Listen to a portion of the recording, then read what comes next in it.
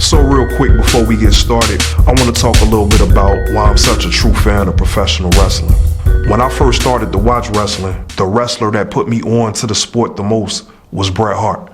At the time, Bret Hart was the WWE champion, and he dominated every time you seen him in the ring. But at the same time, you had another wrestler that was on his way to the top just as well, and that wrestler happened to be Shawn Michaels. Even though I was a new fan at the time, you couldn't help but to know that you was watching history in the making. You knew that you was watching something special, and you was watching two of the best to ever do it. So now as we fast forward and just coming off of WrestleMania 41, all wrestling fans I think would agree that Bret Hart and Shawn Michaels are still to this day two of the best to ever get in the ring. So imagine you watching a sport for the first time and the people that you're watching happen to be the greatest to ever do it. I come from the Southside of Chicago. Once upon a time, it was a man that played basketball for the Chicago Bulls, and he happened to win 6 NBA championships, 3 in a row, twice. And at the time, that was unheard of.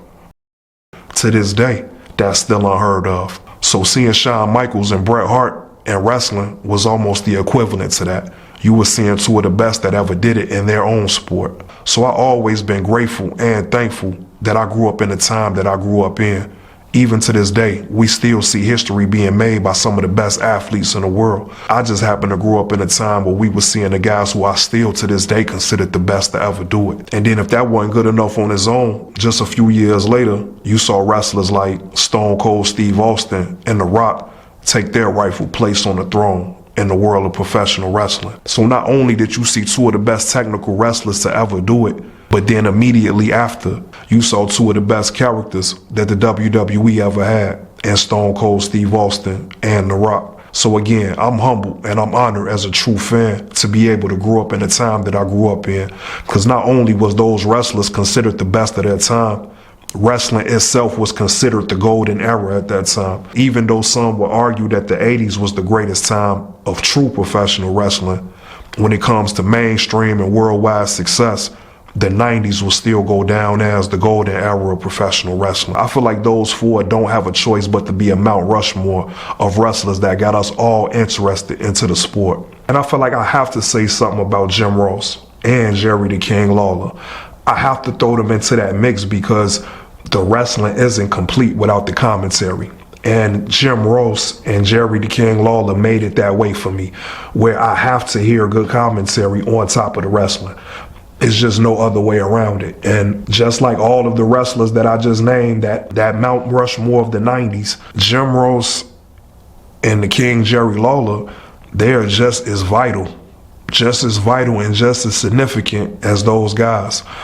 I don't even think the product would be the same. I don't even think WWE would have been the same without hearing Jim Ross call to action, and then hearing Jerry Lawler go back and forth with JR. It was just, it's one of those things, like if you know, it's one of them things I can't explain. You had to be there. I seen an interview that Kevin Owens did with Chris Van Vliet, and shout out to Chris. He always does great interviews, and he's just as much of a staple of professional wrestling as anybody right now. So shout out to Chris Van Vliet. Kevin Owens had said something that I thought only applied to me. I thought that this applied to no other human being but me.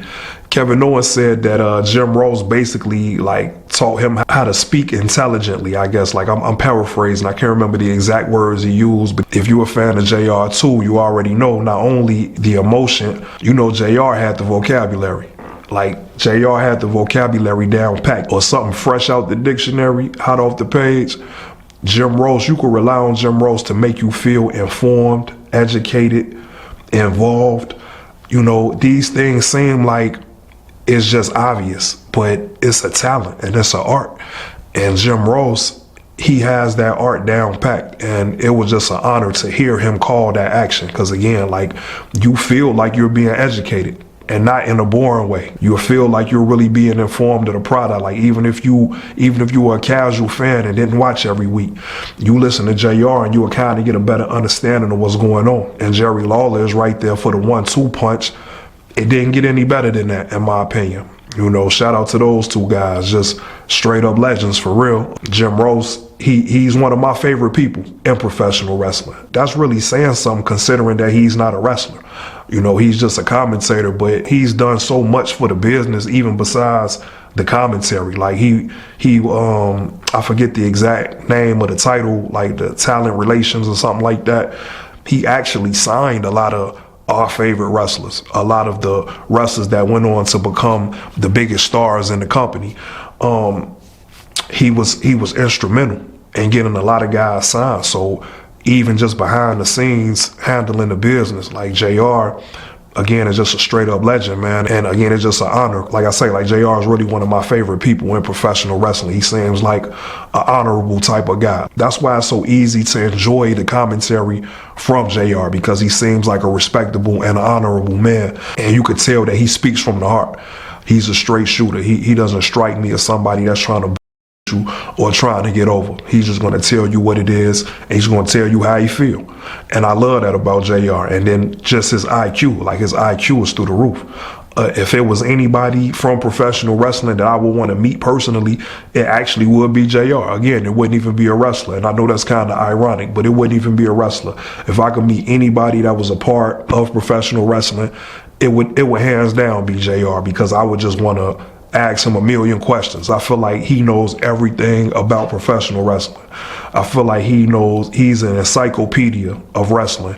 And I feel like anything that goes on or went on with the business, like he has the inside scoop on everything that has happened and is happening in the world of professional wrestling. So shout out to Jim Ross, one of my favorite people in wrestling. Shout out to Jerry the King Lawler. They definitely need to be added on a Mount Rushmore of their own. You know what I'm saying? Like I gave you the Mount Rushmore, the 90s guys that got the 90s wrestlers that got me involved. None of the matches that I enjoyed would be as enjoyable if we didn't have Jim Ross and Jerry Lawler calling it. So shout out to those guys, straight legends.